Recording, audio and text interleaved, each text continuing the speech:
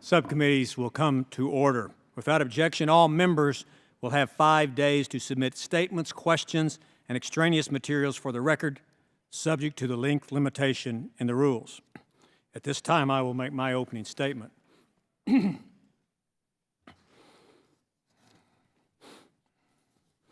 Over the past 3 months, 3 deadly terrorist attacks have struck the United Kingdom. An additional 5 other plots were thwarted. These were just the latest in a wave of deadly terrorist attacks that have swept Europe since 2014. In 3 years, there have been more than 36 attacks across Western Europe, killing nearly 400 people, including a number of Americans. The number of potential plots has skyrocketed, posing a serious challenge to European authorities. According to British authorities, they are investigating as many as 23,000 suspected and 500 potential plots. While security services have been lucky all of the time to protect our freedom, the terrorists just have to get lucky once to threaten our sense of safety. Terrorists are also no longer focusing on big, sophisticated attacks. Everyday items such as kitchen knives, delivery trucks are now used as tools of terror. The evil is directed to anyone, be it the French police patrolling the streets of Paris or children and their families exiting a concert in Manchester. They have struck bystanders in the heart of European capitals and targeted symbols of Europe's rich culture. They've also struck small towns, killed priests, imams, and rural communities. To many, this challenge seems impossible. How can we stop such relentless murder? The first step is not giving in to defeatism. We cannot accept this terror as the new norm. Some people, unfortunately, are accepting terror as a way of life. We also cannot write off this as a European problem. The terrorists want to destroy our shared values and our way of life. They want to kill Americans as much as Europeans, and we must stand together with Europe and fight this battle together. Frankly, our European partners have put up with dangerous extremism far too long. Groups openly advocating Islamic law, calling for the end of democracy, and supporting a brand of Islam shared by ISIS operate freely across the European continent. These groups are breeding grounds for extremism and ground zero for terrorist recruitment. We must not allow our Western values to be exploited by those who seek to destroy those values. And we must not allow the technology born of our free and enterprising societies to be exploited for murder by terrorist groups.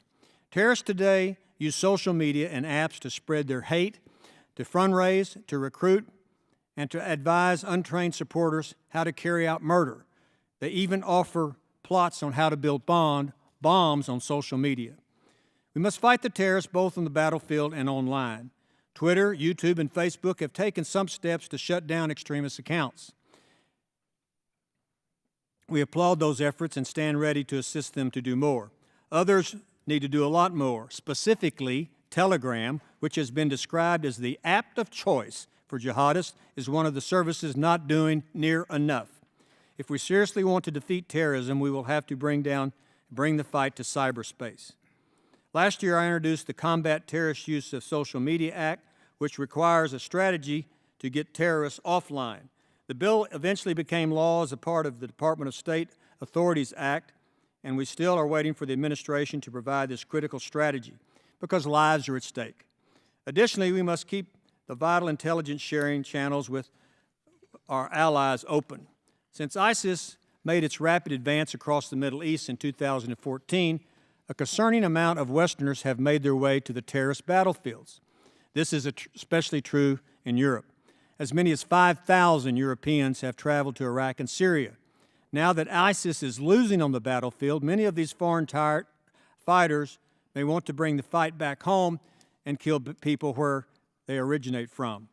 A recent report on jihadist attacks in the West says that 73% of attackers are citizens of the country they are attacking, and as many as 82% of attackers have been previously flagged by law enforcement authorities.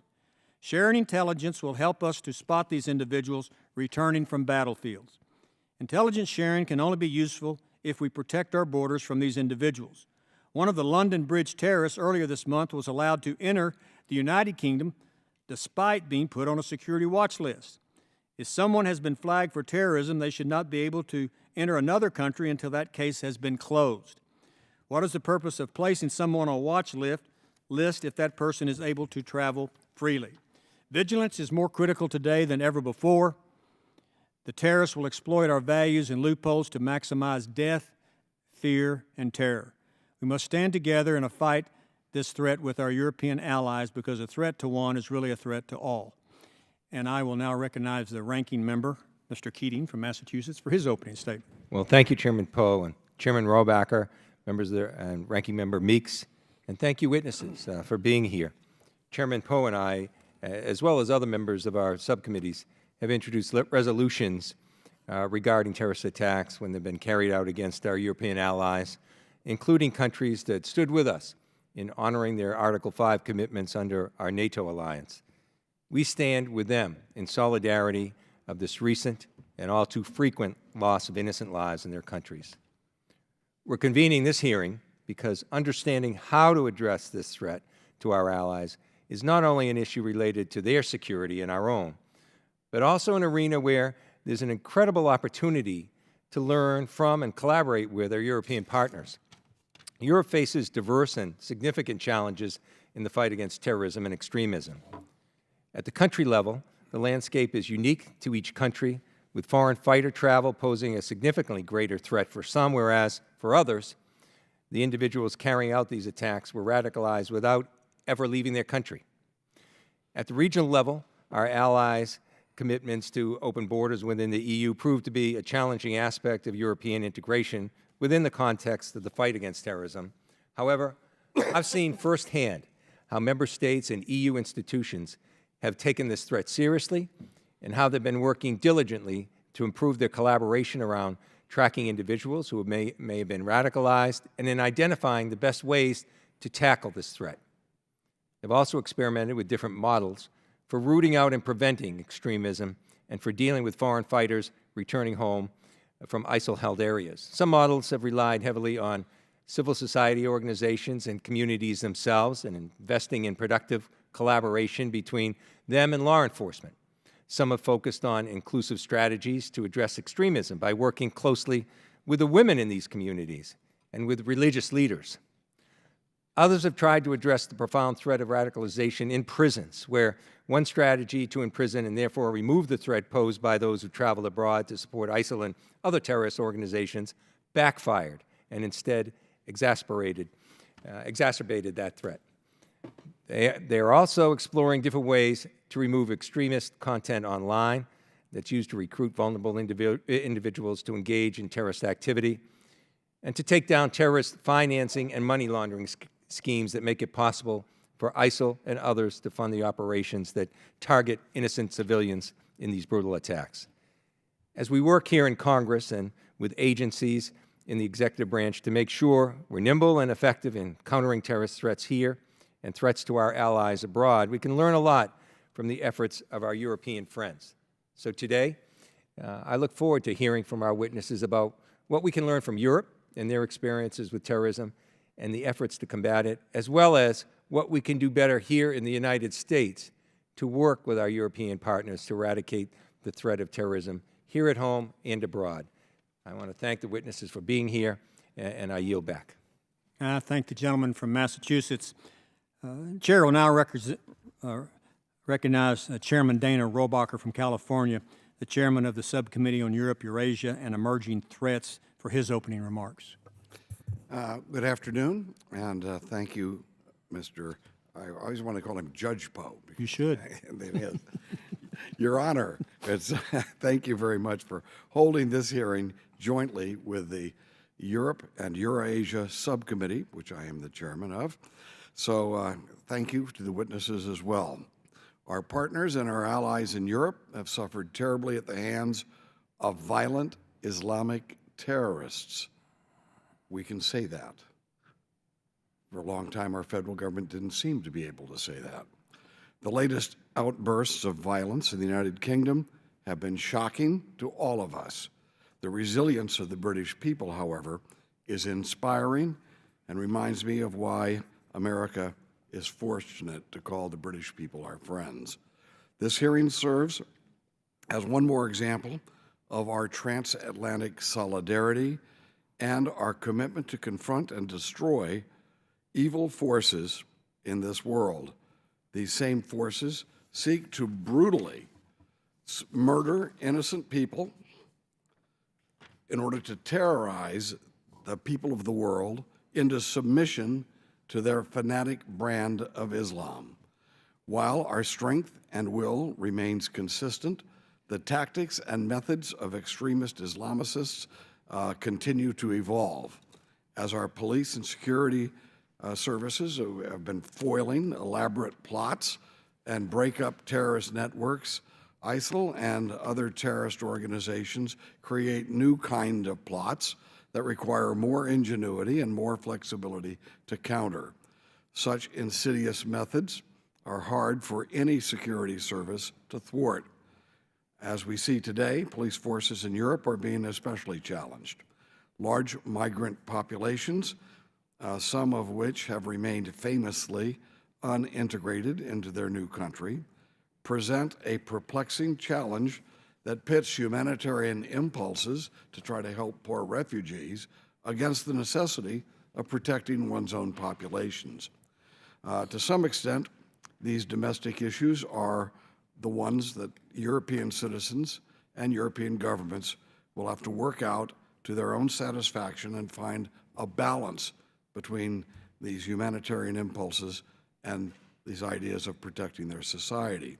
However, we Americans must stand in solidarity against what evildoers do, against those evildoers who murder vulnerable populations to achieve their ends. I look forward to learning from the witnesses today on how the United States might be able to lend a hand to our European friends that are under attack and understand also the threat that faces us. And one last point that I would like to add into the discussion, and that is I had the pleasure of actually going after one terrorist attack in Boston with my ranking member at the time, and we were there in order to see if there could be cooperation between Russia and the United States in dealing with the terrorist threat. I would say that when we left, I was very satisfied that the Russian government was willing to work with us, and they actually gave us information at that time, which was very valuable in analyzing what had happened in this massacre of people at the Boston Marathon. With that said, since that time, our relations with Russia have gone down so dramatically that it has hindered us from working together with the Russians to defeat this threat to the planet. This is a threat, we're talking about radical Islamic terrorism, is a threat to every good person on the planet, whatever country they come from. And let me just note, I'm interested in hearing our witnesses to see if there is something, if you believe that working with Russia in trying to thwart radical Islamic terrorism is something that should be on our to-do list. So with that said, thank you for being with us today. I look forward to hearing your testimony, and I especially want to thank Judge Poe for calling this hearing and letting my subcommittee participate. I thank the gentleman from California. Chair recognizes the ranking member on the Europe, Eurasia, and Emerging Threats Subcommittee, Mr. Meeks from New York, for his opening statement. Thank you, Chairman Poe and Chairman Rohrabacher, for calling this hearing to address the growing threat that's coming, and that is with or at our allies in Europe, terrorism. Let me just point out, it's not only a threat to our allies in Europe, however, it's a threat to those outside of NATO as well.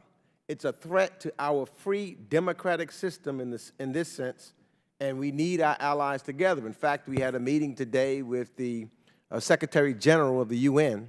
When asked what was his #1 fear it was the international aspect. He stated it was the international aspect of terrorism and how they can try to come together to create a global terrorist threat. So it is extremely timely and I think important to appreciate the effort to signal that this problem that we have specifically for our European allies, because they're asking, what are we thinking and how can we work together? It's especially important when we find that our president has found it difficult at times to talk about the importance of such alliances. Because as Mr. Keating has indicated, after 9/11, that is the only time when Article 5 was triggered. So I would hope that we speak with one voice in regards to our president not sending conflicting messages out about NATO and the EU.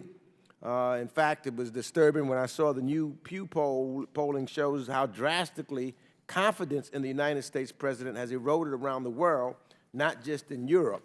And a fractured transatlantic alliance allows more space for terrorists to recruit and act both in Europe and here at home.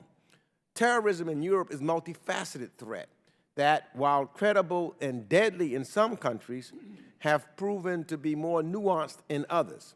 Most recently, in the United Kingdom and France, for example, we witnessed a barrage of coordinated and other lone wolf attacks. However, in Central Europe, governing politicians point to welcoming refugee policies in other European countries as a leading contributor to terrorism in order to push their agenda of stronger border control. In fact, you have to go all the way to Russia to find similar examples of terror in Eastern Europe. But in Turkey, another NATO ally that has been under attack by terrorists have pummeled cities across the country, but seemingly received less attention for doing so. So this brings me to my first point of clarification, threat perception. Politicians on all sides in the media are attracted to shocking stories of terror in Europe. These acts have taken center stage with the help of CCTV and cell phones that can immediately transmit harrowing videos across the world. In this sense, advanced technology has made the terrorized aspect of terrorism a lot easier and also something that we must focus on because the threat is very real. Foreign fighters from Western Europe, the Balkans, and Russia will return home from Syria having perhaps become more radicalized in their quest for glory. Some may return home disheartened, giving our authorities an easier opportunity to learn more about the attraction. And we've got to figure out the difference in the two so that we can make sure it's to our advantage. One key aspect to preventing radicalization in the first place, which is something that we should look at also, is understanding the drivers that push a young man or woman into such radical territory. Thankfully, we have best practice examples that show us there is no one-size-fits-all solution and that the problem is evolving. Italy, a country with thousands of migrants and refugees arriving on its shores, is able to accept them in a humane manner, discern the proper status for the people, and move the process along. The process is by no means perfect, yet with the help of Frontex and Europol and international humanitarian organizations are absolutely essential. And the American story can be of use here. I believe that despite our bumps and bruises, we can help European nations in integrating communities into their societies. On paper, European states may be all-inclusive, but this often differs in practice, which it does as well here in the United States. As a result, some communities are forgotten or isolated and susceptible to radicalization. So we've got to focus on what we can do to try to prevent those from being radicalized. And so I look forward to engaging with our witnesses to discuss how the U.S. can learn from and help our European allies who are under attack. And I thank you, and I yield back. I thank the gentleman from New York. Without objection, all members may have 5 days to submit statements, questions, extraneous materials for the record subject to the length limitation in the rules. And without objection, all witnesses' prepared statements will be made part of this record. I ask that each witness keep your presentation to no more than 5 minutes. If you see a red light come up in front of you, that means stop.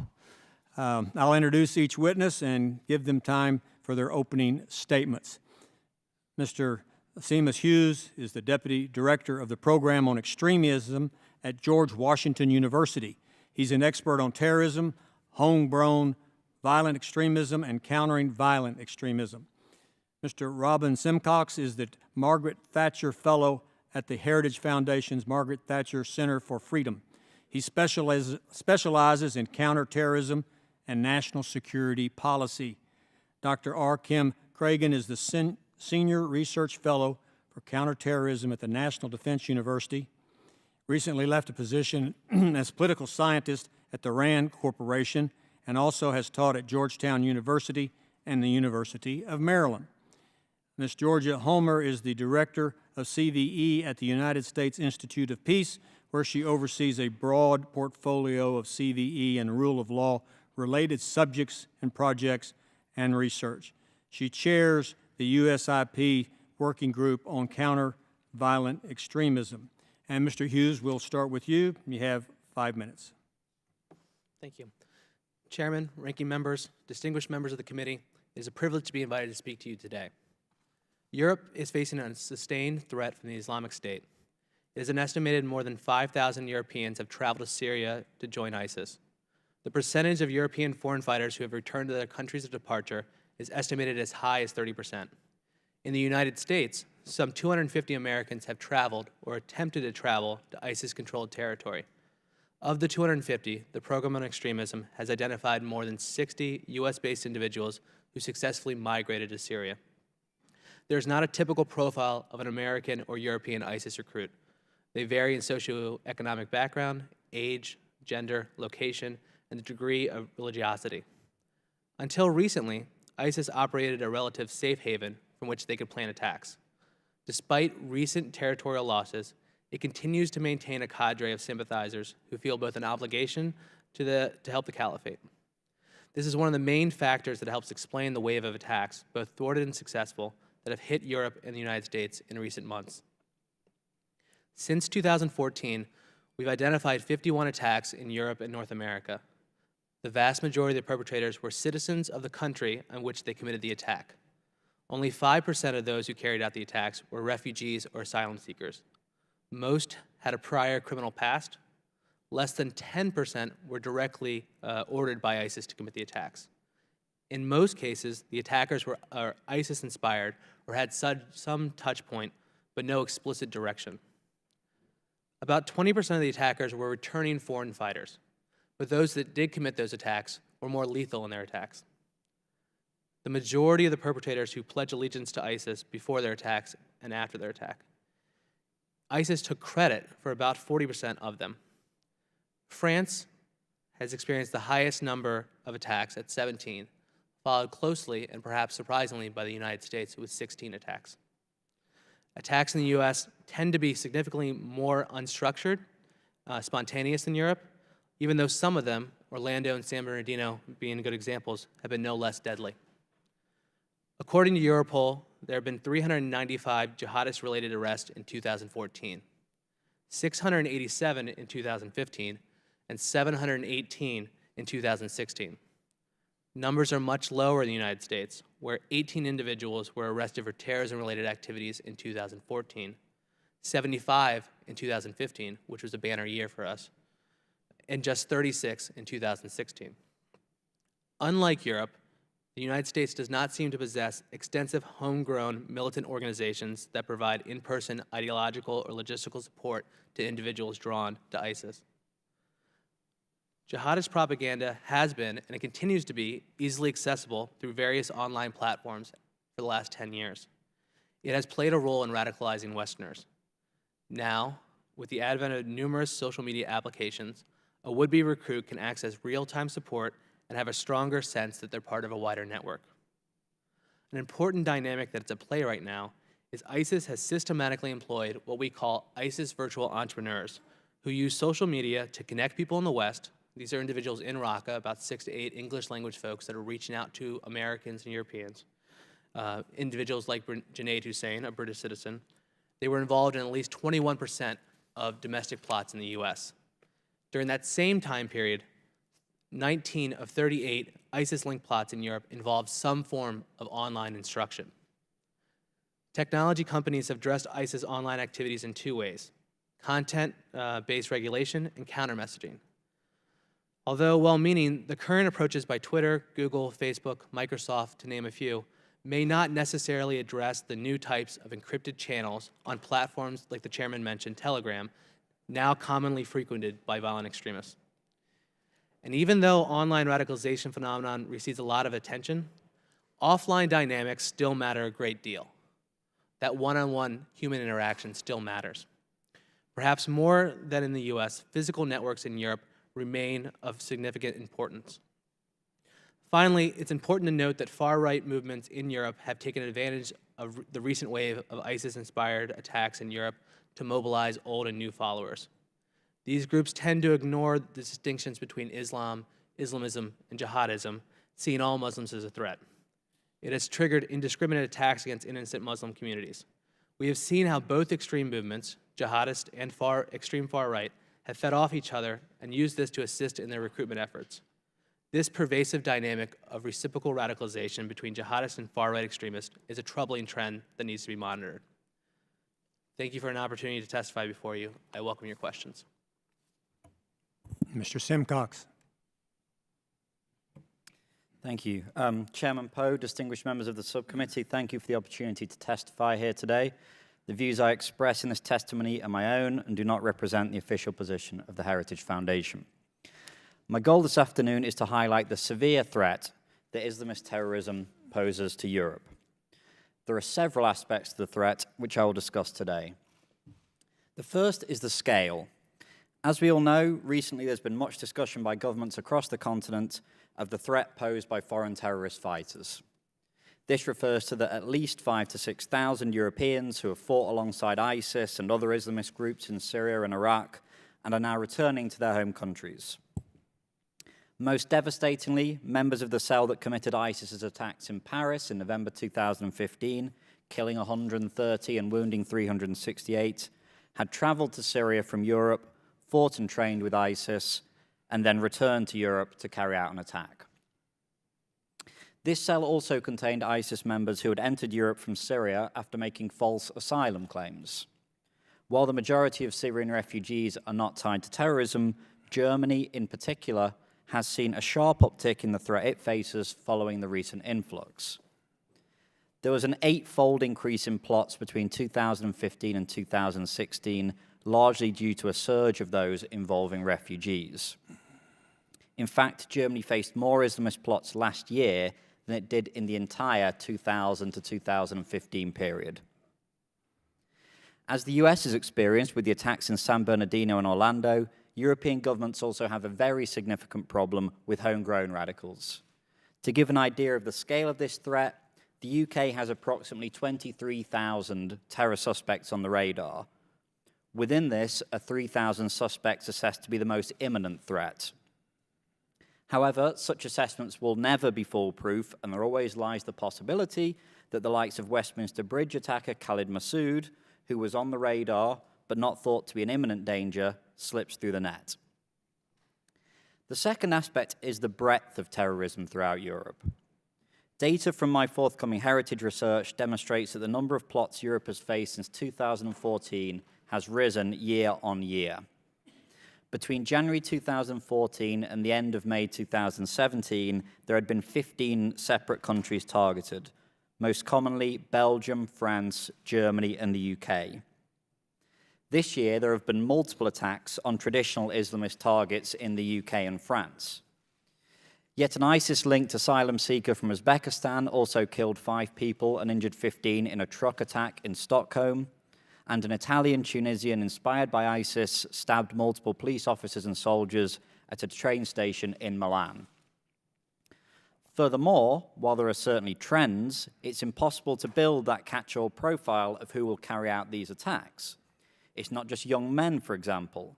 Khalid Massoud, the Westminster Bridge attacker, was 52. My research has even shown an uptick in plotting by teenagers and girls. For example, in February 2016, a radicalized 15-year-old German girl in contact with ISIS stabbed a police officer in Hanover. So you have those who have criminal records and those who do not, those who trained with terrorists and those who have not, those who are well-educated or affluent, as well as those who are poorly educated or from a lower socioeconomic background. All were drawn into the terrorist orbit and planned attacks in Europe. The third aspect is the range of weapons now used by terrorists. Since November 2015, Belgium, France, Germany, and the UK have all seen operatives acquiring the expertise and materials to assemble suicide bombs without having their plans thwarted. There has not been a lack of willing volunteers to carry out these suicide missions, including Salman Abedi, who committed the attack in Manchester. There has also been a multitude of plots involving firearms, knives, or some other form of edged weapon, such as a machete or an axe, and, of course, the use of vehicles.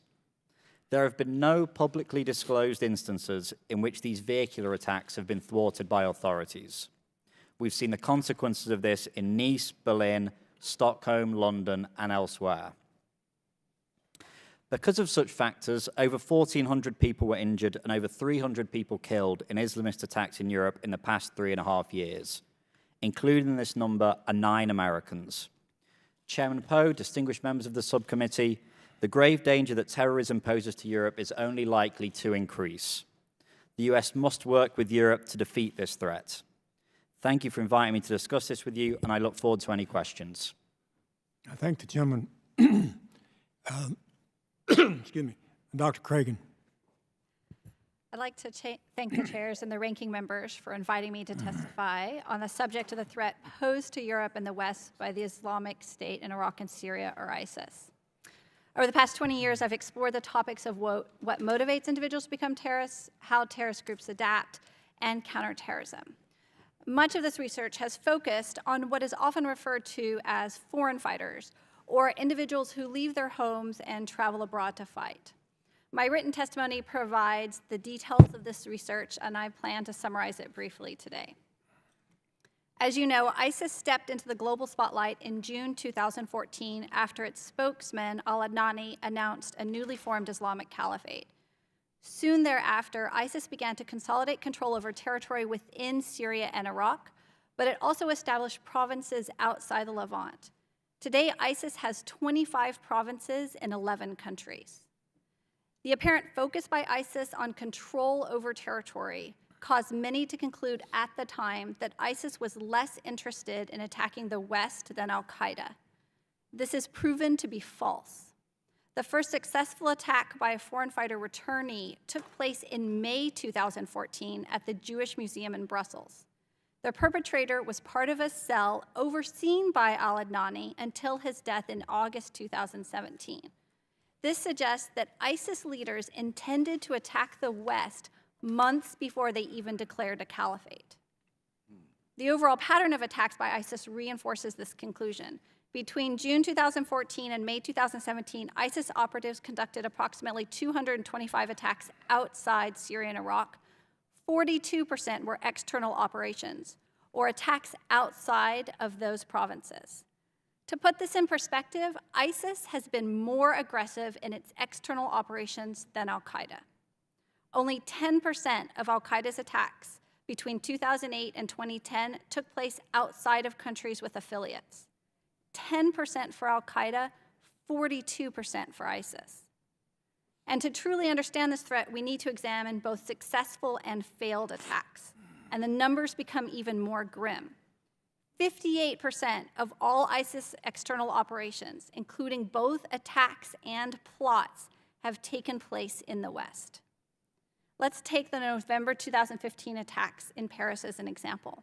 There were 9 core operatives, 7 foreign fighter returnees, 2 Iraqis. They recruited an additional 21 individuals to help with logistics once they arrived in Europe. 7 of these recruits were foreign fighter returnees and 14 were not. Foreign fighters return home to conduct attacks. They also recruit others to help. That's the bad news. The good news is that the Paris attacks acted as a catalyst for the West. Since then, Spain has detained 159 individuals and interrupted at least 6 plots. France has foiled 22 plots. The UK has detained almost 300 and foiled 18 plots. In fact, the combined efforts by law enforcement, intelligence, and military forces led to a plummet in the number of successful external operations by foreign fighters in late 2016. This predates the Mosul offensive. It tells me that the US and its allies have come up with the correct formula to minimize the threat posed by foreign fighter returnees. But it's only a short-term solution because arresting individuals preemptively causes short prison terms.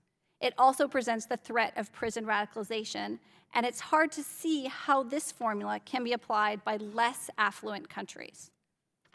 Unfortunately, ISIS also has proven itself to be adaptive, and the recent attacks in England tragically underscore that there's still more to be done. I mentioned that successful attacks by foreign fighters plummeted in August 2016, but the overall trend in external operations continues to go up. So why? As attacks by foreign fighters plummeted, they were replaced by attacks conducted by local recruits with directed guidance from ISIS fighters based in Syria, sometimes referred to as virtual planners or virtual entrepreneurs. Virtual planners identify local recruits, introduce them to individuals with technical expertise, and help pick the target, all via Telegram or WhatsApp. Which brings me to the final question of what more can be done. I don't want to leave the impression that we've solved the problem in the West by foreign fighter internees. We haven't, but the most urgent need is to find a way to take this formula developed by the US and its European allies and expand it geographically.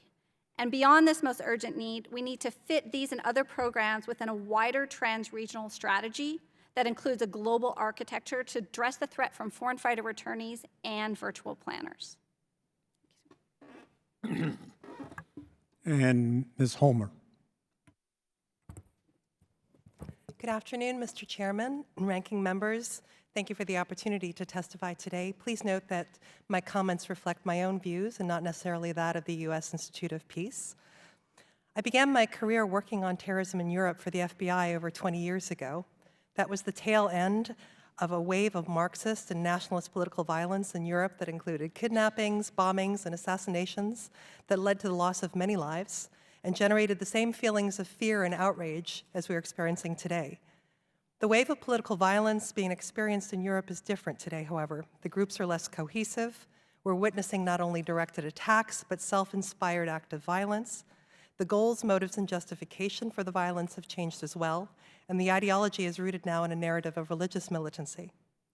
Unlike the wave of terrorism in Europe in the 1970s through the 1990s, the targets today are more indiscriminate, and there's more of a willingness on the part of attackers to die. But what has also changed has been the response. Counterterrorism investigations today are more sophisticated. There are more mechanisms for international cooperation and collaboration. There's also been a steadily increasing awareness and understanding that effective counterterrorism operations are critical, but insufficient without an investment in prevention. Law enforcement and security services cannot possibly anticipate and disrupt every potential attack, especially low-level attacks involving one man and a truck and a knife. Understanding why individuals are willing to give their lives to a violent extremist movement or cause, and working to address the issues and grievances that push them in that direction is a critical investment of American time and resources. Last year, USIP conducted research on understanding why the small European country of Kosovo had one of the highest rates per capita of foreign fighters traveling to support ISIS in Iraq and Syria. The answer, in short, was that a robust recruitment infrastructure had flourished in the region, and youth found their messages particularly compelling because of their frustration with their own lives, lack of opportunity, conflicting ideas about their identity, and an inherited legacy of conflict and violence.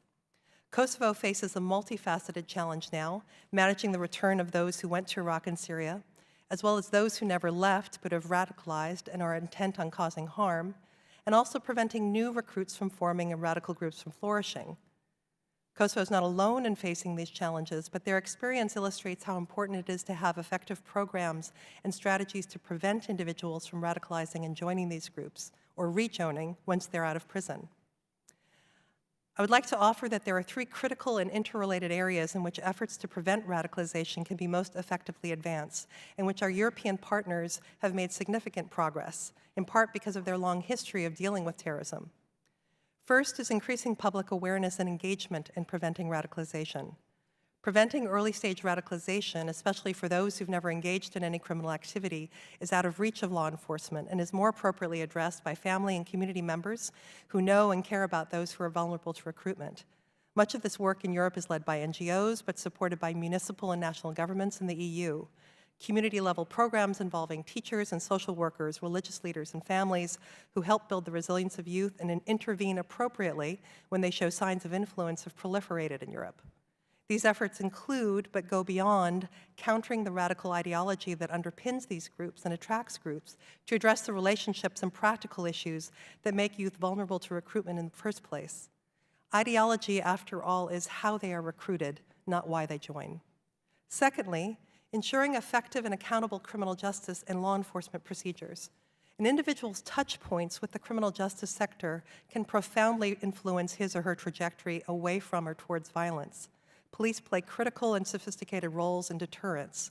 The establishment of accountable information sharing mechanisms between the public and law enforcement helps ensure that individuals are not prematurely criminalized, and many European law enforcement services have implemented referral mechanisms, especially as more and more non-government actors are involved in this space. Third, working to prevent recidivism. After prison, many individuals return to the same environment in which they radicalized in the first place. And even if they do not engage in violent activity directly, they may continue to espouse ideas that encourage violence or help with recruitment. Effective reintegration programs are an imperative, and Europe has a number of programs that were originally developed to address members of biker gangs, neo-Nazis, and quasi-criminal groups. Some of these programs have been tailored in recent years to address the reintegration of former violent extremists and support their continued disengagement from violence. The U.S. has been a leader in efforts to prevent violent extremism and counterterrorism and can continue to support our allies in Europe in this role in prevention. Thank you for your time. I thank the witnesses, and thank you for staying on time. We all appreciate that. The chair will reserve its questions for last. I'll recognize the chairman of the European Subcommittee, Mr. Rohrabacher, for his questions. Well, first and foremost, I want to thank the witnesses that you've given us a really good foundation to look at this. And, you know, it's perplexing. People's lives are at stake, and your statistics and your analysis of it. Frankly, we needed your help, and thank you for being here, and thank you, Your Honor, for holding this hearing. I'd like to ask you have some information for us on this, I'm sure. How much spying is being done by our government of our own people? I mean, every time it's come for a vote, I voted against permitting the government to have more spying on American citizens, all right? And that's what we're faced with this decision. You know, we're going to allow these more and more people to tap our telephones or whatever they do, go into our internet systems and things. Do you think that we should that's a wrong vote on my part? Am I wrong for not agreeing to allow the law enforcement and internet and our protectors to actually have a greater leverage in spying on American citizens who might be related to someone who migrated here 10 years ago or something? Who wants to answer that question? Oh, come on, be courageous. We have to vote on it. Yeah, I'll take the easy one. I agree with the chairman in terms of the question of intelligence is onefold, right? The fact that you have a FISA and thousands of documents on that individual gives you insight into the person, but it's one thing to have the intelligence, another thing to have their agents and resources to run that down. And I think that's a lot of the problem, the issues we're dealing with in Europe and some parts in America, where you have an influx of information, whether it's social media, whether it's wiretaps and things like that, but not an ability to kind of act on that and not knowing when to act. So to the extent we can kind of limit the data to just exactly what we need and help kind of bring down the level of general look in this. We're cooperating with Europe, correctly? Are we involved in spying on European citizens in order to track down these terrorists that we wouldn't be allowed to do in our own country? Anybody know the answer? Go for it. Well, I know that the European governments are especially the ones that work very closely with the US, of which the UK certainly is one of those countries, are tremendously grateful for the help that the US offers in terms of the intelligence capacity that it provides, which is far outstrips that of the vast majority of European countries. I tend to think, and we have a lot of these debates in the UK as to the privacy, liberty, security debate. It's obviously it's a very tricky one. I tend to think that as long as the oversight is robust, and it seems to me, I'm not a subject matter expert, but having looked at the U.S. intelligence community oversight, seems to be quite robust, certainly compared to many other European governments, some of whom perhaps complain in public about American spying, but then in private are grateful for some of the intelligence that's passed on. I think that it's highly likely, and I'm not getting the details right now, but probably behind closed doors, that we are conducting extensive listening and hacking, so if you will, overseas, and we are sharing that with our European allies, and I would hope we are. Let me just ask this, go to this one other issue then, before my time comes up here.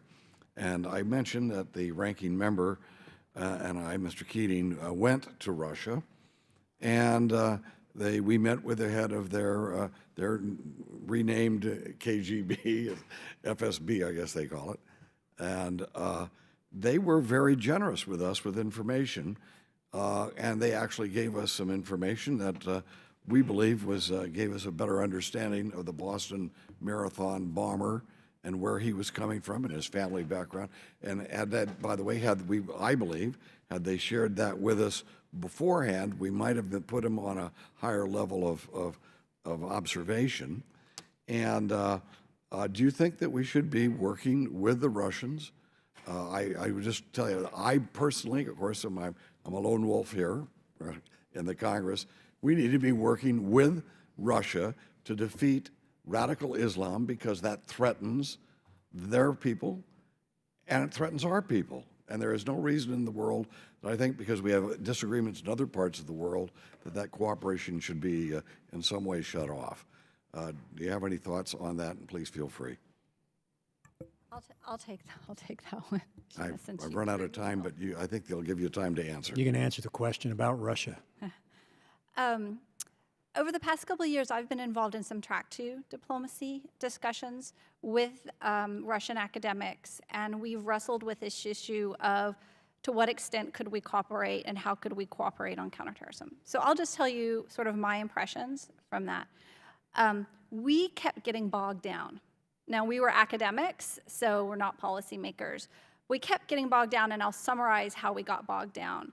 We kept getting bogged down because, as an American, I'm comfortable with a certain amount of instability in pursuit of democratic values. So I'm probably more risk-seeking. I'm willing to accept some risk with democratic values being established. And my Russian counterpart, the ultimate goal was stability. And so we just kept getting bogged down in these areas. Almost everything came down to this almost cultural or value-based tension. And so I would just offer that to you as you think about the practicality of it. We just couldn't seem to come to a lot of solution on it. But it's worth trying, right? It was an interesting experience, I'll say that. Gentleman's time has expired. Chair recognizes the ranking member, the gentleman from Massachusetts, Mr. Keating. Thank you, Mr. Chairman. This is a great hearing between this committee and the Homeland Security Committee I'm on. I spent a great deal of my time looking at issues of terrorism, and it's a complex area. It's no simple solutions. But we're spending some time today on an area that I'm very intrigued in, and I think we haven't come close to maximizing our prevention efforts in. And I was listening to Ms. Homer's testimony as a former FBI person and my own experience as a district attorney. And there's similarities between how we approach crime issues and these terrorist crimes as well. You know, when I was in Europe a couple of years ago, the Hollings Institute was doing a study on trying to find common characteristics among terrorists, people that were radicalized. And, you know, they were dealing with things like whether there was a male role model, strong male presence in the family, and some of these characteristics. In fact, much less scientific. I remember a testimony of the former FBI Director Comey in front of our committee describing these people as poor souls. But there's something to that.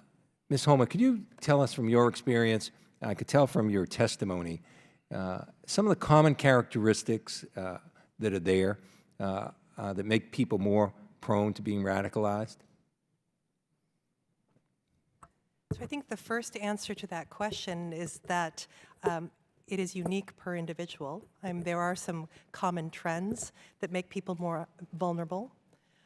Certainly we find in the European context it has to do with issues of assimilation. It has to do with issues of opportunity. It has to do with exposure to violence, exposure to criminality. And all of those issues make people more vulnerable to recruitment. I think that the challenge, of course, though, when you're dealing with such a large pool of potential recruits, is that it's outside the reach of law enforcement to possibly identify them, especially when you're dealing with such low-level attacks that right, are so how can we self-inspired. empower? I think the committee as a whole here, very strong in their support of empowering women and mothers to be able to recognize this radicalization as it occurs. Are you familiar with any of those? I'm very familiar with it. There's one NGO based in Vienna called Women Without Borders that's done some very groundbreaking work in this space. And their approach is to work with mothers to help them understand early warning signs of radicalization in their families so that they might intervene. They might know when the role is appropriate for the parents and when it is indeed appropriate to pull in law enforcement into a conversation. I think that law enforcement, you can look at, I had programs like Alternatives to Prosecution for Young People. I had mental health diversions and certain juvenile probation areas. And really, there is that opportunity at an early stage for law enforcement to deal with a lot of these issues that correspond. In any case, here's a question that I am perplexed with, too, when you look at Europe and the U.S. in particular. It's the amount of radicalization that occurs in prisons in Europe versus the radicalization that occurs here. Now, it occurs in both places, but it's not even close in scope, given my knowledge in this area. Why is it so much of more of a problem in Europe? Why is this so commonplace in Europe as opposed to the U.S.? What are the factors there? And what are they doing to correct that? Anyone? Well, part of the problem is that in Europe, the release rates are a lot quicker than the US, right? So people get, the example I always give is that somebody like, that carried out the Brussels 2016 attack had previously been convicted for a bank robbery where he shot a Kalashnikov at a police officer. I mean, in America, I think that would lead to a pretty lengthy jail sentence. I think in Belgium, he got something like 3 years. And so he had contact with radicals in prison. He was out very quickly again, and he carries out these attacks. I know that European governments are trying all sorts of different strategies to deal with this. France has tried isolating certain high-risk people, certain radicalizers, but then that hasn't really worked. The UK has taken a slightly different tack. I think part of it is down to numbers. There's just been the population of Muslim population in prisons is way disproportionate in comparison to the overall population. And I know that lots of countries are wrestling with different strategies and nobody's been terribly successful. And so I think we just need to keep experimenting, to be frank. Yes, if I could, we have one more, Mr. Hughes. Is that all right, Mr. Chairman? Why not? Add in terms of the U.S. context, we tend to segregate our convicted terrorists and use specially administrative measures in order to monitor their phones, things like that, put them in Terre Haute or Supermax. So if they're radicalized, and they're just radicalized, and the guy is already radicalized next to them. And that tends to work. I would agree with Robin, the numbers are smaller. I would mention a public policy question we need to grapple with. The average prison sentence for an American ISIS recruit is about 13 years. We've had about 2 folks who've already been released. We're going to have to grapple with a large number of Americans who were arrested for ISIS-related activities that are getting out of jail in the not too distant future. And we haven't figured that out. If you talk to Bureau of Prisons or Department of Homeland Security, their eyes glaze over on these questions. And I think it's incumbent on us to roll up our sleeves and figure this out. Thank you. Thank the gentleman. Chair recognizes the gentleman from South Carolina, Mr. Duncan. Thank you. I thank the gentleman from Texas for holding this hearing, and the gentleman from California. I think it's important. It's a broad topic. I don't think we're going to get to all the areas of discussion in this one hearing. I hope we'll do it again. My concern has been ISIL operatives infiltrating the Muslim migration into Europe that we saw last year, last 18 months. A lot of those were military-age men coming into Europe. Countries like Hungary are recognizing their own sovereignty and securing their borders, but you don't have that throughout Europe, especially with Schengen. We're seeing that, free flow of people across Europe was exploited by I believe one of the Brussels attackers, or somebody headed to Brussels, had a carload of automatic weapons, grenades, and Semitex. So a lot of folks that I represent are concerned about those folks getting to Europe and staying long enough to gain citizenship and being able to come to this country at some point in the future, not present day, but possibly the future. ISIL's been in existence for 24 months, 36 months, and so we're getting into that time frame where citizenship can be earned, and folks could possibly come to the United States with visa waiver programs, et cetera. Dr. Cragen, you've done a lot of work regarding the threat of returning foreign fighters. Europeans that have gone to Syria and Iraq, Libya, and returned back. We just saw that recently in England. So how can Congress better understand this and fight back against that threat? So I guess I'll start with the refugee issue. In my data set of external operations, so outside of the provinces, about 3% of the attacks had a refugee involved in them. I'm not saying it's a non-existent threat, but it's very, very low relative to inspired individuals who are already residents and citizens, those directed by virtual planners and foreign fighter returnees. So when you're looking at a risk assessment and you're putting all those in place, my tendency as a counterterrorism professional is to look at the foreign fighter returnees and now the virtual planners. So just to put that in context.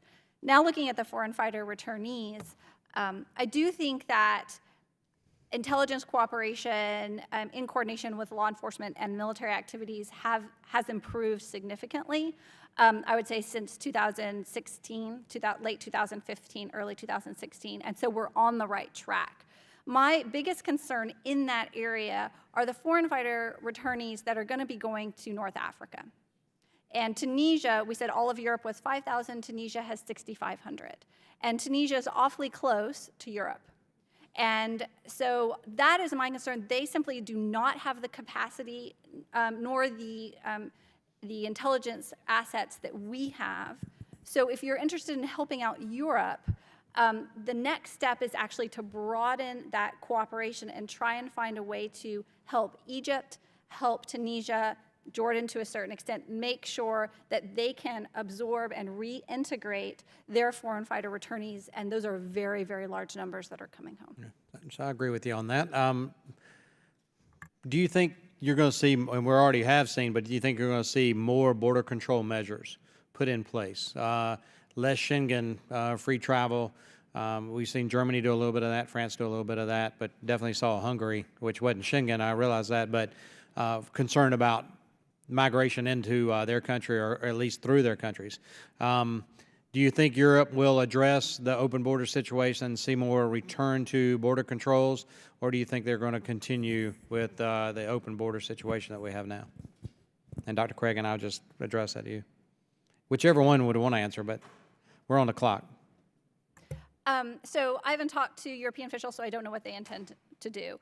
As a counterterrorism professional, border security is one part, but personally, in my research, the more you can push out the threat and deal with it outside of Europe, as I said, in sort of North Africa and the Levant, then that's better than relying on border security measures as they're crossing back into Europe, quite frankly. That's just sort of my... You're talking about a wide range in Middle East and North Africa, and we've seen the fighters coming across from Libya, Tunisia, to Morocco, over to Portugal, over to Spain, into Italy's got a huge problem. People getting on rafts out of Libya to Malta, and to Malta, they're European Union. So there's a lot of issues. That's a big, broad area. The fact of the matter is there are people already in Europe that could be radicalized, and people already in Europe that have traveled from the Middle East through this migration. They're military-age men who could have been inspired before they ever left. They've got a problem in the country. I understand what you're saying, but the problem, what we've seen, have been people inspired in Europe. Maybe they came from North Africa at some point, but they've been there long enough. So the issue today are the people that are in the country, their ability to travel around, and they are getting inspired through online measures. Mr. Chairman, those are some questions I hope the Europeans are asking themselves. We're not going to solve it for them, but I appreciate the information. Thank the gentleman. Chair recognizes the gentleman from New York. Mr. Meeks. Thank you, Mr. Chairman, and I want to agree this has been a very interesting hearing and something that we've got to really dig into. Let me just try to go a little bit further, I guess, on what Mr. Duncan was talking about, because I hear a lot of folks are now talking about the way to prevent terrorist attacks is by banning immigrants and refugees and individuals from coming back into going into various different countries. So I guess my first question is, do you think by banning immigrants, and I think you said, Ms. Cragen, there was only 3% of individuals who were not coming from from the war areas, those who are returning from battle, who were there. But the actual refugees and immigrants who we can, do you think that by banning all refugees and immigrants, will that cut down on terrorism in these various areas in Europe, or any place in the world for that matter, because terrorism is all over the place now? Me.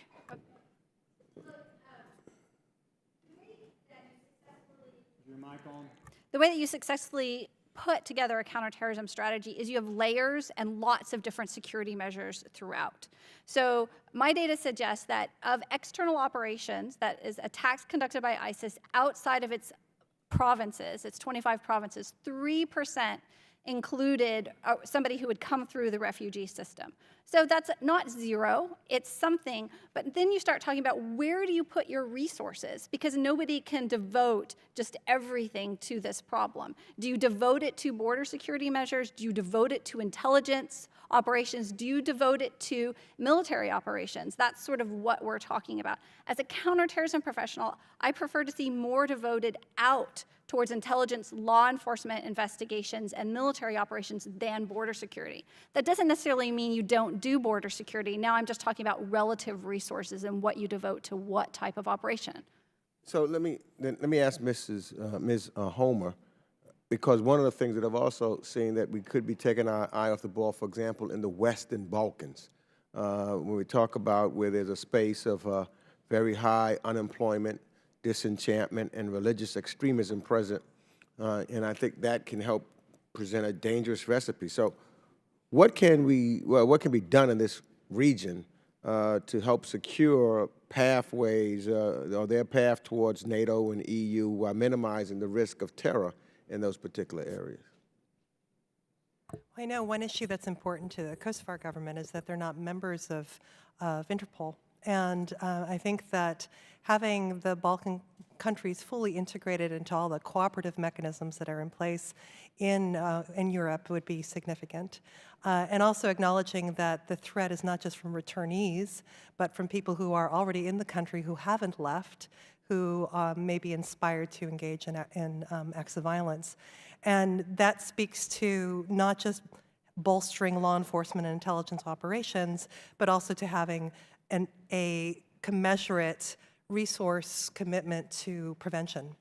Now let me ask this question. As I talk to some of my, some are friends, some are constituents, et cetera, here in the United States, those who happen to be Muslim also, they do say the words that we utilize in the United States and in Europe and others are important. Some would help, words are important. Some helps to recruit or help recruiters recruit individuals. Do you think that words matter and how we entitle or how we title, I should say? For example, I know my friend from California says we're free to now say radical Islamic terrorists, or I heard Mr. Simcox, he indicated he used the word, he used the phrase Islamist terrorists as opposed to Islamic terror. Does that make a difference, or is that just semantics for us, or et cetera? Does words matter in this regard when we're fighting terror? Ms. Homer. I think all political violence is an affront to democratic values, regardless of the ideology that underpins it. And while it helps us understand the motives, helps us understand the recruitment dynamics, helps us understand and counter those ideologies to know exactly what they are, I'm not sure there's a very big difference, ultimately, between the types of violence that were inspired by Marxist ideologies in the 1980s or with the separatist groups during that period as well, from what we see today. So while I think it's important as part of our understanding and it's an important piece of a layered counterterrorism strategy, it's only one piece of the puzzle. And overemphasizing it is going to keep us away from the other pieces. Out of time. Chair recognizes the gentleman from Virginia, Mr. Garrett. Thank you, Mr. Chairman. I'm curious, because we've spent a lot of time on the entity that I call Daesh or ISIS. Some people call it ISIL, and my understanding of the term Levant in its historic context would be essentially the entire Eastern Mediterranean region, extending into what some would argue would be Iraq, to include North African nations, currently Libya, Egypt, as well as, in fact, the island of Cyprus and Greece, et cetera. Is that, you spoke with the Levant, Dr. Craig, is that historically roughly correct as to what the Levant would mean? Yeah, normally North Africa is the Maghreb, so probably up through Egypt, but you wouldn't then go into Libya and to Algeria. That would be considered the Levant. And I'm not Lebanon, trying to be rude, but Jordan, yeah. sure, Syria, Lebanon, Iraq, Turkey, I mean, in the broadest historical sense. And so if you were to refer to ISIL, you would actually be giving a larger geographic footprint to the entity that's ISIS, as opposed to ISIS, which would be Islamic State in Iraq and Syria. Am I correct? I think this is a semantic thing of, do you use the word they used to call themselves? Do you assign something to them? This is the Daesh, this is the ISIS versus Sure, the ISIL. but having spent a little bit of time affiliated with both law enforcement and warfare, it strikes me that unless you wish to bolster your enemy, unless you wish to strengthen your enemy in the view of your enemy themselves and the world, you minimize. You might have referred to them, say, for example, as the JV team, right? I mean, that would be, but normally, traditionally, you don't want to build your enemy up, right? I guess what I'm driving at is that the Levant is larger than Iraq and Syria, and why someone would choose to call them ISIL, which would give them greater credibility, is beyond me, and yet that's been done. I want to speak briefly to FISA. A recent report indicates that up to 5% of FISA court applications and upstream information gathering during the last 2 years of the previous administration was actually used against American citizens. And Section 702 of the Code allows for us to use FISA because it orders that American citizens be masked, wherein those citizens' identities might have accidentally been associated with a foreign intelligence target. Because why? Because we don't know who's called whom. It could be a wrong number, or it could be a call for entirely unrelated methods or reasons. If, in fact, this is the case, and that shakes the confidence of people like my colleague from California and myself in FISA, does that also run the parallel risk of undermining our intelligence gathering operations and stymieing our abilities to stop attacks before they happen, Mr. Simcox? I'm going to have to say I just don't know enough about the FISA Section 702 regime to be able to answer that. Mr. Hughes, Seamus, do you have any opinion on that? No, I would agree with Robin on that. Okay. I would submit for the record, Mr. Chairman, that if we weaponize Foreign Intelligence Surveillance Act processes that have existed in this country since 1979 for over 38 years against Americans, that people like myself and others who are reasonable and appreciate the Bill of Rights, and specifically the Fourth Amendment thereto, might then rail against the use of those particular intelligence gathering techniques. And if we rail against the use of those particular intelligence gathering techniques, I would argue that we would gather less intelligence and therefore be less effective in stymieing or stopping the next attack. And so I would submit that perhaps the blood of the Americans who are victimized in an attack that's missed because a prior administration or individual determined that it was worthwhile and reasonable to completely subvert the intent of the Foreign Intelligence Surveillance Act, and thus Congress acted appropriately to defend the legitimate privacy expectations of American citizens, that entity or actor might have blood on their hands.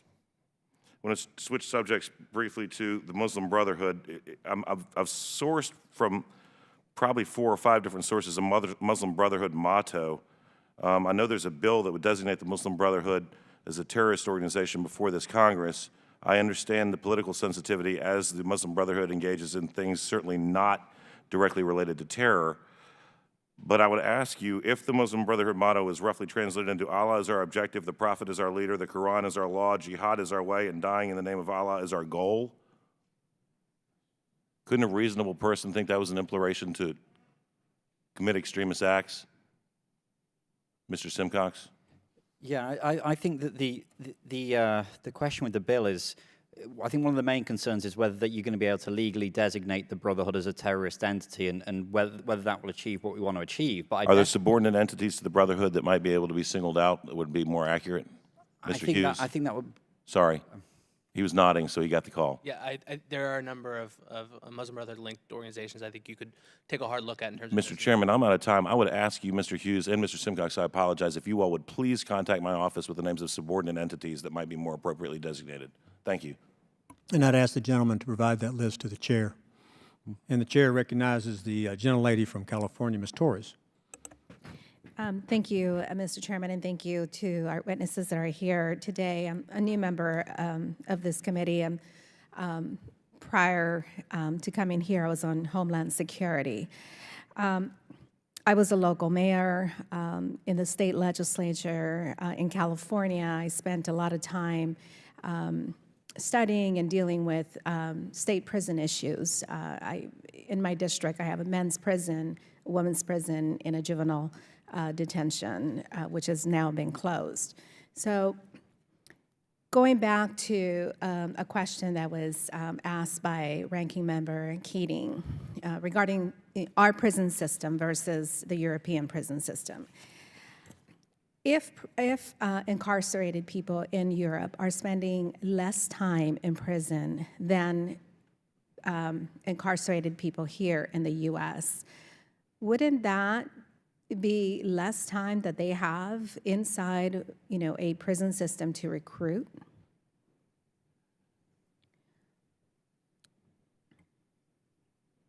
Well, I think part of the problem is people who don't go into prison as radicals but come out of it that way. And so this is especially relevant when you think of ISIS's connections to the criminal nexus and their ability to recruit from criminal fraternities, because you have very influential people within French prisons, let's take an example, who have a very long track record now of being able to connect with people that have gone in for somewhat petty crimes that are going to be leading to release in 6 months to 2 years. So in U.S. prisons or institutions, we try to separate Mexican mafia, for example, with other gangs, the Bloods and the Crips. We try not to hold them within the same area. Is this different than what is happening in Europe? Well, Europe, they've experimented with different approaches, but I think that there's definitely been a problem when you've had key radicalizers in among the general prison population, increasing radicalization. The problem is that you get some groups who are concerned if you start putting, for example, terrorist-only wings, then there are complaints that you're creating a British Guantanamo Bay or something like that. I don't find those to be persuasive arguments, but they're the sort of things you hear on the other side. So let's talk a little bit about community policing. Having come from also that environment, spent a lot of time representing, a city that has high crime in numerous gangs and very at-risk youth. There is a lot to be said about at-risk youth and the lack of services and the lack of education and opportunities. Here in the U.S., I think at least the Muslim community within my district is very much integrated. They're very much a part of the quilt that you know, is the makeup of our very diverse and culturally diverse community, and they're seen as a positive influence in our community, not as a negative influence. They tend to want to work and be a part of the solution with law enforcement and with FBI officials. So in the case of San Bernardino, I mean, that really comes out. And I've lost constituents. I used to represent the city of San Bernardino as a state senator. And it really troubles me that there weren't real signals out there from a young mother with a young baby and a young father. What could we do? What is a lesson there that we could learn, certainly without having to racially profile someone just because of the way they look? Maybe I'll jump in, and then George has done some really good work on the Resolve Network to look at these kind of community-oriented policing things. But I would say in the U.S. context, community engagement is one step. So I used to do... Is your mic on? Yes. I used to... Talk louder then. Sorry, sir. I used to do community engagement mostly in Mr. Keating's district, which was you go to a mosque with 300 people in a room and you talk about terrorism, radicalization. But you don't talk down at them. No. You let them talk to you. No, yeah, you have to. And it has to not be numbers. It has to be human stories, right? How do you reach the kid before they cross the line? When you look at the U.S. cases, you have what we call a bystander effect in the majority of them, where individuals see something that's concerning but don't know what to do with it and don't have the tools to do with it.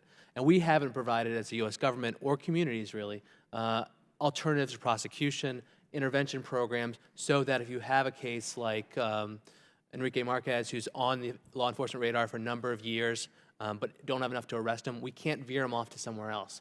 Our European partners have developed these kind of one-on-one interventions, nascent in some places, but at least they're putting resources behind it. Thank you, Mr. Chairman. My time's up. Chair recognizes the gentlelady from Illinois, Ms. Kelly. Thank you, Mr. Chairman, and thanks to you and the rankings for holding this hearing today on terrorism in Europe. Given the recent terrorist attacks in Europe, especially the 3 attacks that have taken place in the United Kingdom since March, understanding and combating terrorism is increasingly important to both the United States and our allies across the Atlantic. Over 70% of the perpetrators of terrorism in Europe are citizens of the countries they attacked. This is an indication that radicalization is taking place within countries in Europe and can also happen within the United States. Richard A. Stengel, the former Undersecretary of State for Public Diplomacy, testified before Congress that other countries can better deal with terrorist information operations than the United States. So for all of you, is the current Global Engagement Center being run by the Department of State the best messenger to counter extremism? And also, how should we be coordinating our information operations to counter extremist propaganda to help protect the homeland and help our allies? And whoever feels they can answer. Yeah, jump in on the Global Engagement Center, the GEC. We've seen a number of different iterations there. I tend to be a believer that the U.S. government shouldn't cede the space, meaning that I'm okay with the stamp of the U.S. government on communications as long as you also have the black, the gray, and the white still going on at the same time. And I think we're seeing an evolution at the GEC of away from this broad-based, here's a 30-second video on YouTube that won't get your target audience, to more of how do we move folks that we've identified in the online space to offline intervention boards or groups, NGOs in Europe and other places where we can start to try to bring these people back in the fold.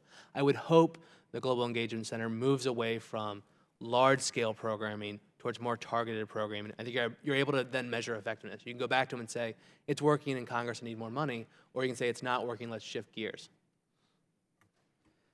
On the Global Engagement Center, I think you need to have I think it's important to have an approach that's flexible, that changes, if necessary, region by region. It's not going to be a cookie-cutter strategy that you can just implement across any area you're concerned by.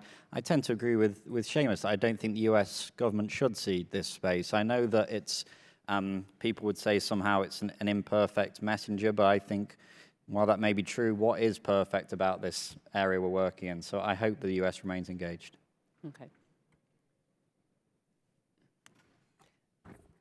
I would just add that the success of any counter-messaging program is that the message itself is local, locally originated and locally given. So the success of any sort of effort like that is rooted in having partnerships in the countries that are the recipients of those messages.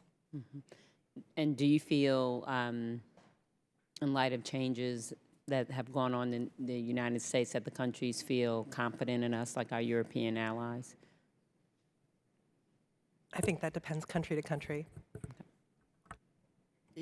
I still think that there is, whenever I speak to European governments on this, I don't think you should overestimate in the US the distrust that's coming from Europe. People in Europe still want to work with the US on these issues. There is a great level of, trust that still exists, and alliances that have been built up over decades that are not dependent on one president or one party. And so all the conversations I've had with European governments throughout various levels have been people saying, like, how do we increase contacts? How do we carry on working these relationships? Because they know that the US is important on so many levels, be it diplomatic, intelligence, military, all the things that go into forging an effective counterterrorism policy. It's good to hear. Mr. Chair, I yield back. I thank the gentlelady, and I'll recognize the gentleman from California, Mr. Sherman. We in the United States per capita faced far less Islamic extremism from plots hatched on our own soil, which of course excludes 9/11. What is it about what we're doing that is better or worse in terms of assimilating our Muslim American communities and convincing them not to engage in the behavior that we see from Brussels to Paris to London? Mr. Simcox. Well, there are a host of things. I would offer one quite simple and I hope it doesn't seem trite example. Mm-hmm. The word you used, assimilation, is not a word that is ever used in Europe. It's not considered. Is it thought to be politically incorrect? Yeah, I think people just don't see. People talk about integration, perhaps, but then there's also a lot of debate about, well, should we really expect people to integrate? I mean, this is how you allow parallel societies essentially to develop in the way that, unfortunately, we have in Europe. So I think there's an incredible reluctance still to even talk about, like I say, the word assimilation just isn't used. And I think that's an area where Europe certainly needs to change. There are a whole host of other issues relating to the type of immigration that has taken place, whether, for example, the US took in people from more affluent backgrounds, perhaps, as opposed to the waves of migration that came into the UK or Germany, perhaps. I think there's a whole host of things around that you could debate and go back and forth on. But I do think the assimilation via integration one is a kind of interesting component to this. And I'd point out that we as a country have a much longer period of assimilating people while they still retain their religious traditions. And there's a tendency to think that if you're doing better than someone else, that everything you're doing is right and everything they're doing is wrong. What can we learn? What is Europe doing right that would make sense to do here in the United States? Ms. Homer. Or anyone else who wants to answer. Sure. Europe is spending a lot more resources and time on the prevention agenda. They have a lot more programs that are about diversion, that are about interventions before people at early stages of radicalization. This is something that the EU has invested heavily in. This is something that happens on both the municipal and the national government level in terms of funding and support, and they have a lot more programs than we do. And yet they have the bigger problem. Dr. Crane? If I could just add, not to pat ourselves on the back too much or to get too critical of Europe, their networks, and this was mentioned earlier, exist all the way back to the conflict in Bosnia. So these networks of recruitment and radicalization have been around a lot longer than we have had in the United States. And so part of the explanation for why there's let me get this straight. NATO, a predominantly Christian or Christian heritage organization, went to war with a Christian country, Serbia, to defend the people of Bosnia, then of Kosovo, the two of the three Muslim majority states in Europe today.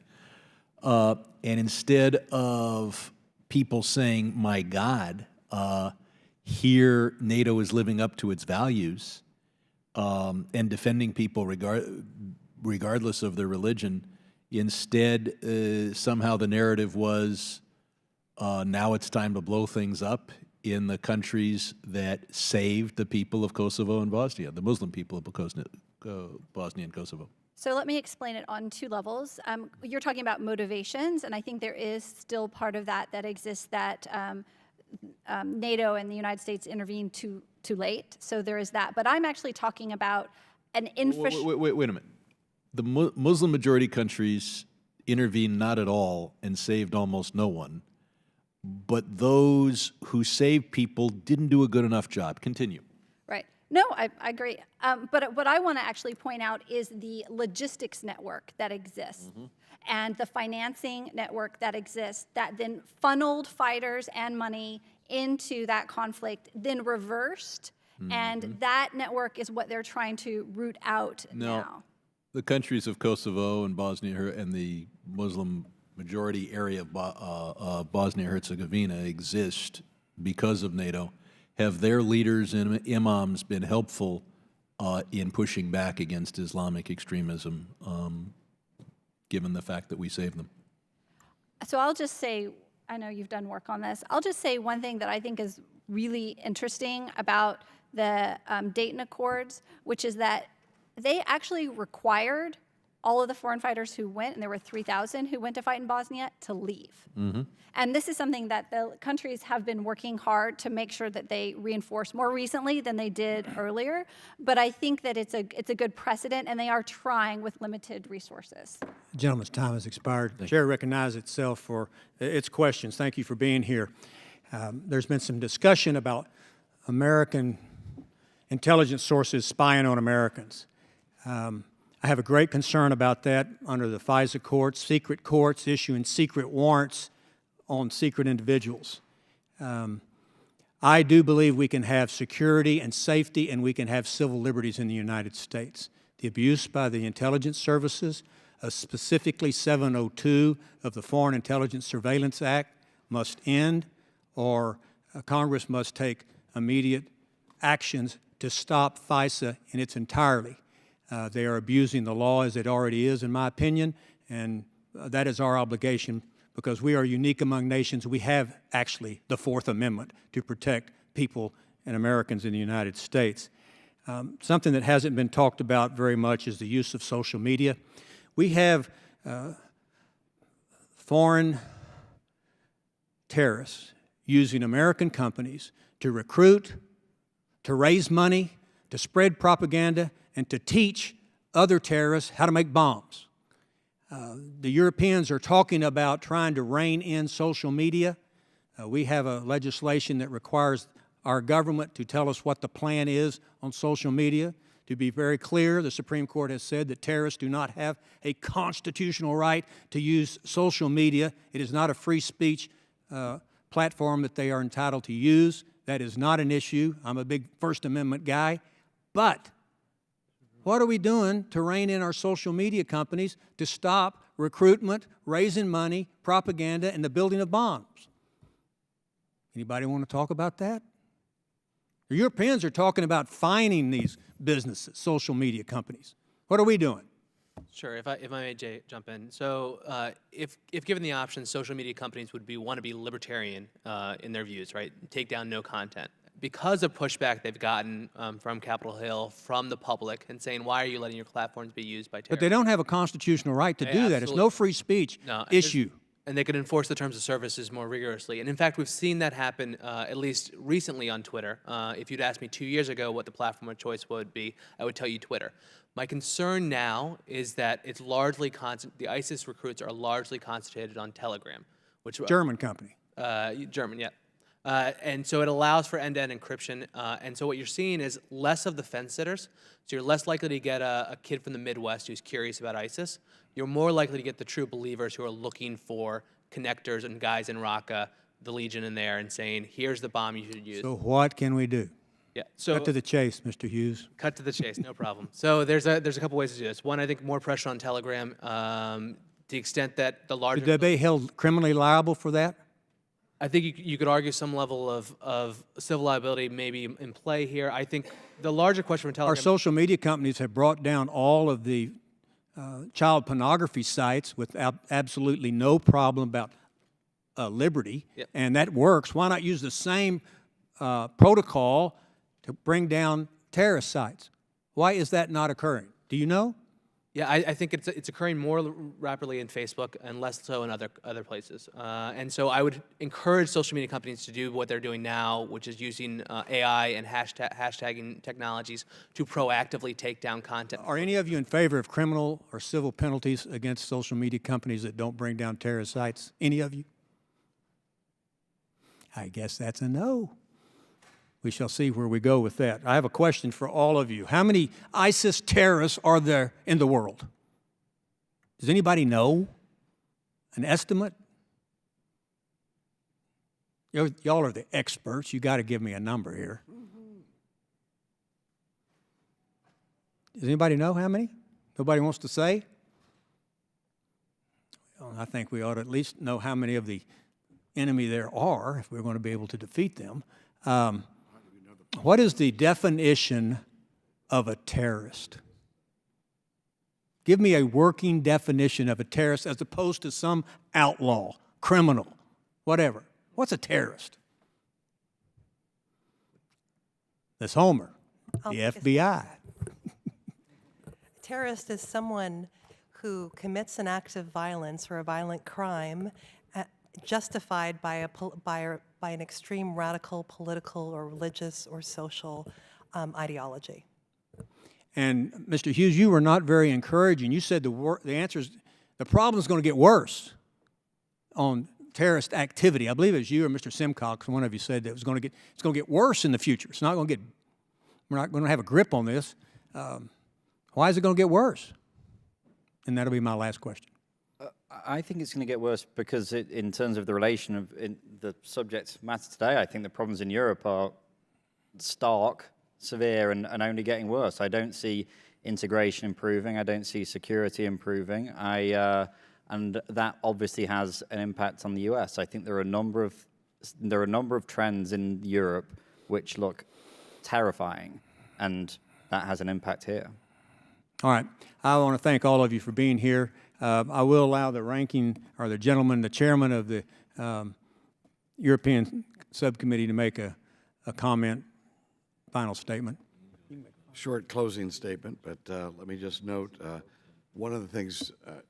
Let me just say, with all due respect, saying that only 3% of the terrorists come from the migrant camps or have migrated in totally distorts a view of what we're really talking about. Because I imagine that 97% then come from migrant families that came and migrated into the Western European societies maybe 20 years ago or 30 years ago or even 40 years ago.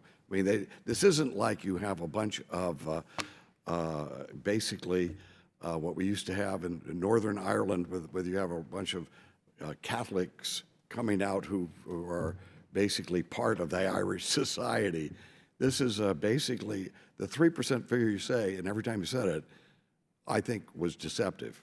And I don't mean you intentionally were deceiving people, but it was deceiving us as to what the real threat is. If you have a bunch of migrants coming into your country, and you're saying, well, only 3% of them will ever actually become terrorists, fine.